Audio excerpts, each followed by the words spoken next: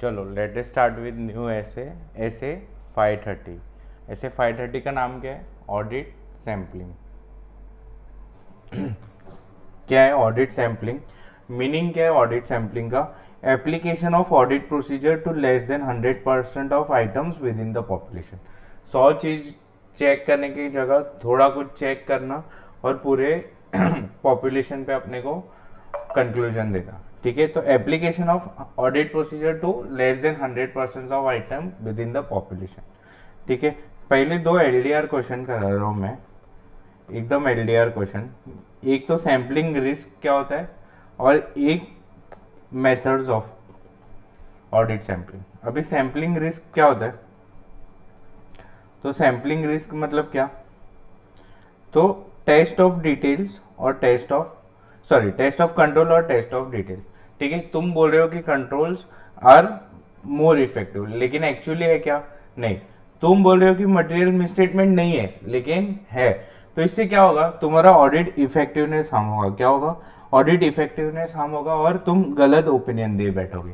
तो this will lead to it will affect audit effectiveness and lead to inappropriate audit opinion. क्या तुम बोल रहे हो टेस्ट ऑफ मतलब कंट्रोल्स एकदम मस्त है, लेकिन एक्चुअली है नहीं। तुम क्या बोल रहे हो? मटेरियल मिसस्टेटमेंट नहीं है, लेकिन एक्चुअली है। समझा? फिर दूसरा केस, तुम बोल रहे हो कंट्रोल्स आर लेस इफेक्टिव, लेकिन एक्चुअली अच्छे है। तुम बोल रहे हो मटेरियल मिसस्टेटमेंट है, जबकि एक्चुअल में नहीं है। प्रैक्टिकली सोचो, मैनेजमेंट मानेगा कभी? बोलेगा ऑडिटर झंडू वापस से काम कर। तो इधर क्या होगा? क्या हम होगा? तुम्हारा इफेक्टिवनेस हम होगा। क्या होगा?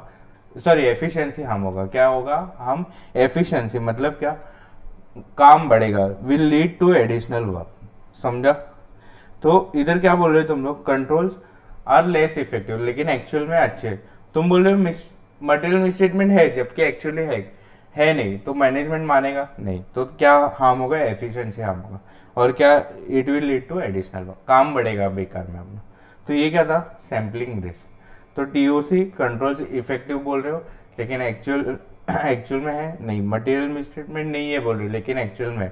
तो इफेक्टिवनेस हार्म होगा और इनअप्रोप्रिएट ऑडिट ओपिनियन होगा। और दूसरा क्या? तुम बोल रहे हो कंट्रोल कम इफेक्टिव है, लेकिन एक्चुअल में अच्छे। मटेरियल मिसस्टेटमेंट है बोल रहे हो और एक्चुअल में नहीं है। तो काम बढ़ेगा, ऑडिट एफिशिएंसी हम। समझा? अभी ये एकदम मेथड्स ऑफ सैंपल सिलेक्शन। देखो, मेथड्स का आंसर अलग है, टाइप्स का आंसर अलग है। टाइप्स आया तो क्या लिखोगे? Statistical sampling and non statistical sampling. और मेथड्स पूछा तो ये लिखोगे। अभी स्टैटिस्टिकल सैम्पलिंग क्या होता है? रैंडमली जो हम करते हैं वो। और नॉन स्टैटिस्टिकल में बायस कुछ यूज करके करेंगे। तो टाइप्स में क्या लिखोगे? Statistical, non statistical. फिर मेथड्स में ये लिखोगे। ठीक है, अभी इसमें स्टैटिस्टिकल में भी 3 आता है और नॉन स्टैटिस्टिकल में 2। तो फर्स्ट 3 क्या है? स्टैटिस्टिकल है। ये random, systematic and monetary unit क्या है? स्टैटिस्टिकल है। और ब्लॉक और हैप्पैजार्ड क्या है? Non statistical. अभी रैंडम, ये इससे मसाला कट शॉर्ट मत करना। ठीक है, रैंडम सिलेक्शन में क्या है? All items with in the population stand to have equal chance of selection by use of random number table और रैंडम नंबर जनरेटर्स। ये वर्ड्स आना चाहिए। ठीक है, तो all items have equal chance of selection कैसे करेंगे? यूज ऑफ रैंडम जनरेटर या रैंडम नंबर टेबल। ठीक, एक्सेल में रहता है ऐसा। फिर सिस्टमैटिक सिलेक्शन में क्या करेंगे? Number of sampling units in the population is divided by sample size to give a sample interval may be a starting point. और स्टार्ट कैसे करें? मतलब देखो, 1 to 100 है। ठीक है, अभी इसमें से अपने को 10 सैंपल निकालना है।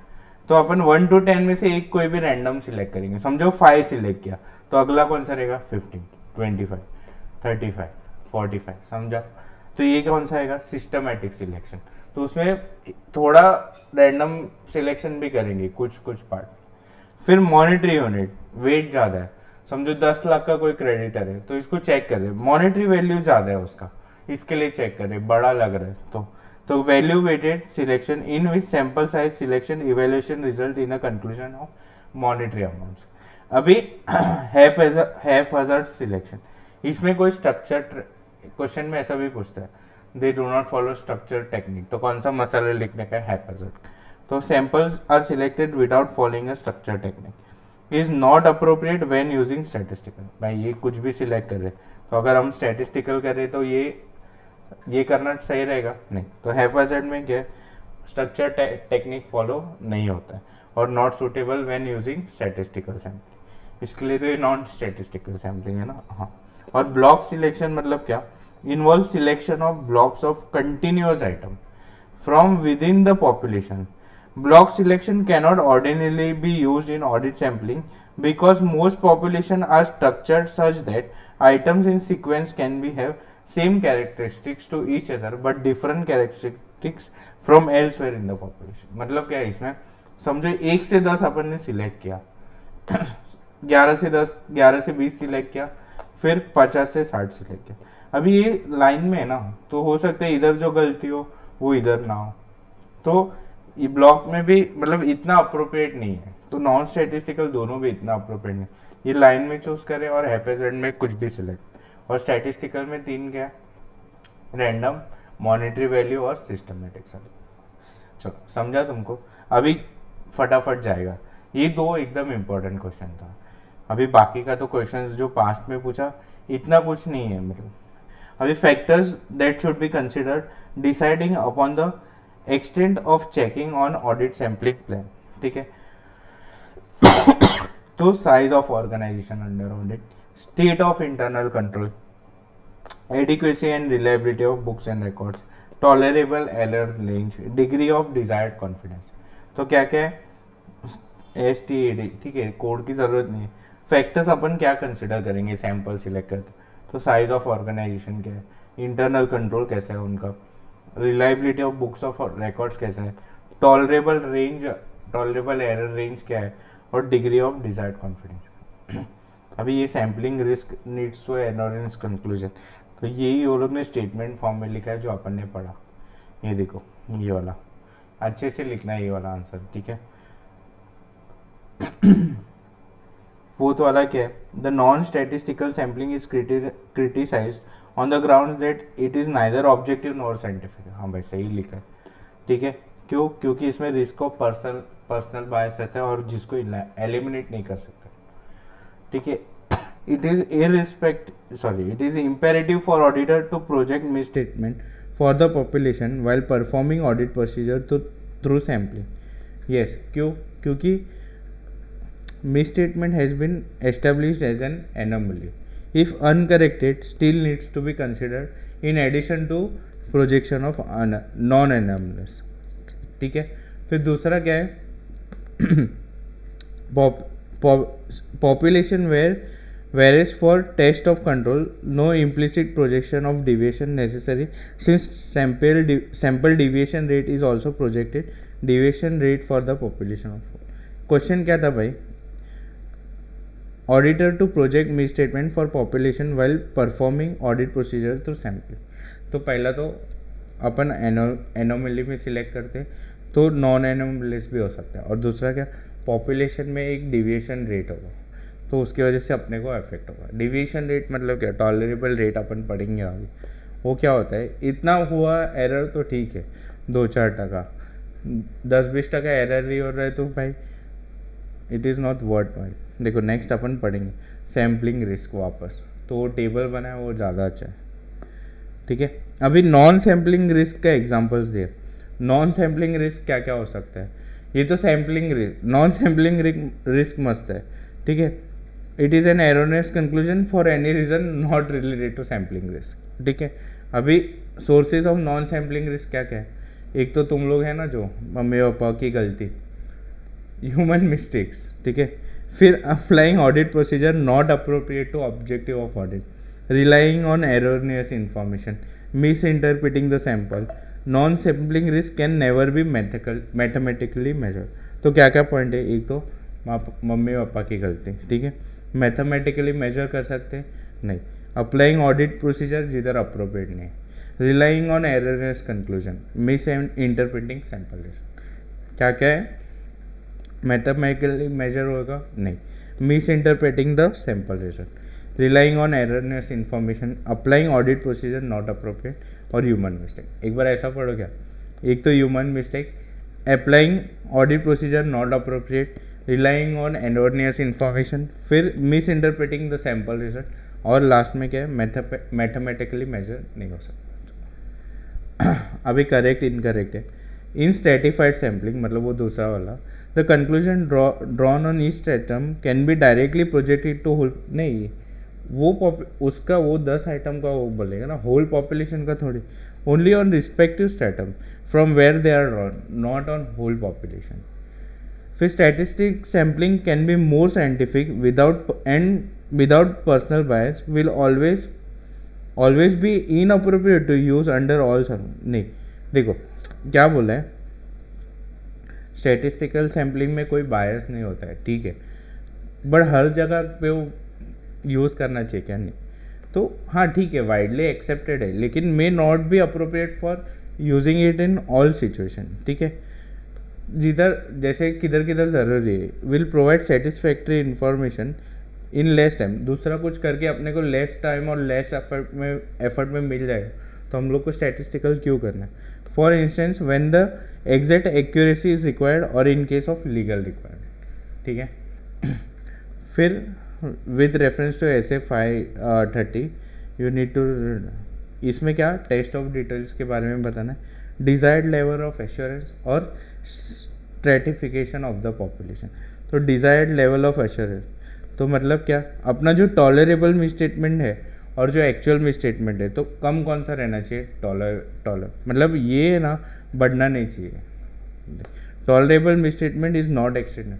तुमने सोचा था 5% गलती चलेगा, कितना गलती हो रहा है 10%, तो ये बढ़ रहा है, सॉरी तुमने कितना सोचा था 5%, हो रहा है कितना है 10, अच्छा बात गंदा बात। तो डिविएशन लेवल ऑफ एश्योरेंस क्या बोलता है कि tolerable misstatement is not accepted by actual.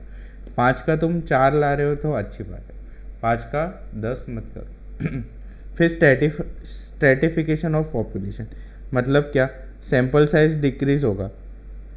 देखो स्ट्रेटिफिकेशन में क्या होगा, पॉपुलेशन अपने को अप्रोप्रिएट होना, सैंपल साइज डिक्रीज होगा अगर number of monetary items in population बढ़ेगा, ठीक है। तो इसमें डिजायर्ड लेवल में क्या लिखना था, टॉलरेबल मिसस्टेटमेंट का रेट और एक्चुअल मिसस्टेटमेंट, और इसमें सैंपल साइज इंक्रीज डिक्रीज के बारे में, ठीक है। What are the matters that auditor shall consider while designing. अभी ये या तो क्वेश्चन क्या आएगा, sample size, sample design and selection of item.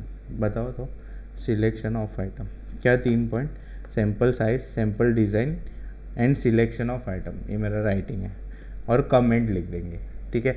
अभी अपने को मैटर्स क्या क्या कंसिडर करना है वेल डिज़ाइन। तो मेरे को एक बात बताओ, सैंपल साइज़ कैसा होना चाहिए, सैंपल साइज़ ऐसा होना चाहिए कि वो कम हो, मतलब क्या, टॉलरेबल, अपना जो सैम्पलिंग रिस्क है वो एक्सेप्टेबल लो लेवल पर होना चाहिए। तो साइज़ कैसा होना चाहिए, अपना जो सैम्पलिंग रिस्क है वो एक्सेप्टेबली लो लेवल पर होना चाहिए। फिर सिलेक्शन ऑफ आइटम कैसा होना चाहिए, रैंडम बेसिस पे, ईच यूनिट साल है इक्वल चांस ऑफ सिलेक्शन, ठीक है। फिर तीसरा पॉइंट क्या है, सैंपल साइज, सैंपल डिज़ाइन कैसा होना चाहिए, जो तुम्हारे कैरेक्टरिस्टिक ऑफ पॉपुलेशन को रिप्रेजेंट करे। When designing an audit sample, the auditor shall determine that sample must be represented. तो 3 पॉइंट तो पहले तुम लोग बोलो, सैंपल साइज, सैंपल डिज़ाइन और सिलेक्शन ऑफ। सैंपल साइज कैसा होना चाहिए, तो sampling risk acceptable low level पे है। फिर सैंपल डिज़ाइन कैसा होना चाहिए, जो रिप्रेजेंट करे पॉपुलेशन को, और सैंपल सिलेक्शन कैसा होना चाहिए, ईच यूनिट साल है इक्वल चांस ऑफ। अरे तुमको समझा। फिर बाकी ये 3 पॉइंट मेन है, बाकी 2 पॉइंट तुम ऐसे ही लिखना चाहिए, ऐसे भी लिख सकते हो कि कैरेक्टरिस्टिक्स ऑफ पॉपुलेशन को रिप्रेजेंट करना चाहिए। फिर नीचे है कि specific purpose to be achieved and the combination of order, कुछ स्पेसिफिक पर्पस के लिए अगर अपन कर रहे या अचीव करना है कॉम्बिनेशन ऑफ ऑडिट, मतलब इन शॉर्ट ऑडिट प्रोसीजर को अप्लाई करना, और to obtain SAE that the population from which audit sample is drawn is complete. Last में क्या करेंगे, ऑब्टेन SAE। तो पॉइंट समझा तुमको, मेन क्या है, सैंपल साइज, सैंपल सिलेक्शन और सैंपल डिज़ाइन, ठीक है। फिर कैरेक्टरिस्टिक्स ऑफ पॉपुलेशन का होना चाहिए, ऑब्टेन करना है SAE, 2 पॉइंट ऐसे लिख सकते हो। ठीक है, कॉम्बिनेशन ऑफ ऑडिट प्रोसीजर कुछ है और पॉसिबल डिविएशन या मिसस्टेटमेंट है तो कम, ठीक, ये समझा। ये सैम्पलिंग बहुत इंपॉर्टेंट है हमें, और वो मसाला जो है मेथड्स ऑफ ऑडिट सैम्पलिंग और सैम्पलिंग रिस्क है अच्छे से करके जाना, ठीक है। एक क्वेश्चन और मेरे को इम्पोर्टेंट लग रहा है, एडवांटेजेस ऑफ स्टैटिस्टिकल सैम्पलिंग, ठीक है। तो पहला क्या है, sample size does not increase in same proportion, ठीक है। अपन जो सिलेक्ट करते मतलब भले वो फिर 1000 100 या 1000 सैंपल साइज जो सिलेक्ट करेगा वही, फिर प्रोपोर्शन कुछ भी हो, फिर मोर ऑब्जेक्टिव एंड डिफेंसिबल, फिर दो मीन्स का पॉइंट है। तो means for estimating minimum sample size, means for calculated risk, फिर better description of large mass of data, clerical mistakes are not done, ठीक है, नॉट लार्ज, ठीक है। फिर widely accepted way of sampling as it is more scientific, ठीक है, ये अपन ने क्वेश्चन में भी पढ़ा, विदाउट पर्सनल बायस और मोर रिलायबल। तो क्या है एडवांटेजेस ऑफ स्टैटिस्टिकल सैम्पलिंग? पहला तो क्या आएगा, sample size does not increase in same proportion, दूसरा मोर ऑब्जेक्टिव एंड डिफेंसिबल, ये दो पॉइंट क्लियर है। फिर दो means of estimating minimum sample size, means for calculated risk. फिर ये याद इतना लिखना ना है, better description of large means of data, क्या better description for means of large, clerical mistakes are low, और दूसरा क्या है, widely accepted as it is scientific without personal bias और मोर रिलायबल। इसमें पर्सनल बायस होता है क्या? नहीं। तो 6 पॉइंट क्या है, पहला तो sample size does not increase in same proportion, दूसरा क्या, मोर इफेक्टिव एंड डिफेंसिव, क्या वर्ड है, मोर ऑब्जेक्टिव एंड डिफेंसिबल। फिर तीसरा क्या है, दो means for estimating the minimum sample size, means for calculated risk. फिर better description of large means of data, clerical mistakes are lower और वाइडली एक्सेप्टेड, क्यों, वो साइंटिफिक है, विदाउट पर्सनल बायस है और मोर रिलायबल है। इसलिए समझा तुमको? वापस से एक बार, ये क्या है, एडवांटेजेस ऑफ स्टैटिस्टिकल सैम्पलिंग, क्या है एडवांटेजेस ऑफ स्टैटिस्टिकल, क्या है, sample size does not increase in same proportion, more objective and defensible, means of estimating the minimum sample size, means for calculated risk, better description of large data, clerical mistakes are less. फिर widely accepted way of sampling as it is more scientific without personal bias and more reliable। तो ये क्या पढ़ा, advantages of statistical sampling question, ठीक है। तो क्या है, पहला sample size will not increase in same proportion, दूसरा क्या है, मोर ऑब्जेक्टिव एंड डिफेंसिबल है, तीसरा क्या है, दो means for determining minimum sample size और मीन्स फॉर क्या है, कैलकुलेटेड रिस्क। फिर better description for large number of data और क्या है, क्लरिकल मिस्टेक्स कम, और लास्ट पॉइंट क्या है, वाइडली यूज्ड, क्यों, उसके तीन गुण हैं, क्या साइंटिफिक है, विदाउट बायस है और मोर रिलायबल है। ठीक है, ये पूरा SFI 30 होता है।